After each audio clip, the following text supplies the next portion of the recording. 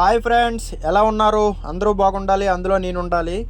ఈడేంటా ఎప్పుడు పల్లెటూరు పల్లెటూరు అనుకొని కొత్త కొత్త వంటలని చూపించేస్తాను అనుకుంటానరా? కాదండి, నేను వైజాగ్లో ఉన్న మా జగలోడి ఇంటికి వెళ్ళానండి.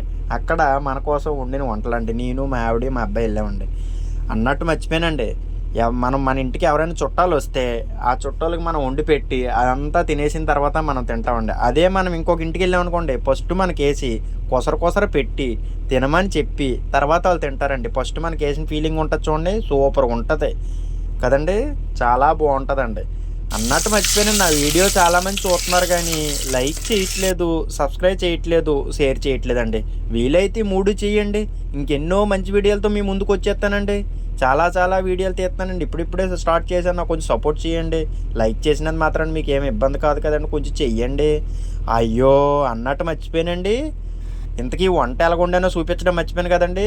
అయ్యో, అయినా చూసుంటారు కదండి వీడియోలో. ఒక్కొక్కటి అంతా మీరు రెగ్యులర్గా వేసినట్లే వేసామండి, కొత్తగా అంటే ఏమి వేయలేదండి. లాస్ట్లో ఇంకోండి మనం ఉడకబెట్టిన గోంగూర. ఈ కాంపిటీషన్ ఏంటంటే పచ్చిరయ్య గోంగూర అండి, సూపర్గా ఉంటుందండి. అలాగా కంచంలో అన్నం పెట్టుకొని ఆ పచ్చిరొయ్యలు వేసుకొని ఆ ఇగురు మెత్తగా కలుపుకొని ఒక ముద్ద తిని తర్వాత కొన్ని చిట్టిరొయ్యలు తీసుకొని ఆ చిట్టిరొయ్యలు తింటే ఉంటుందండి. అబ్బబ్బబ్బబ్బబ్బబ్బా, నోరు ఊరిపోతుంది కదండి.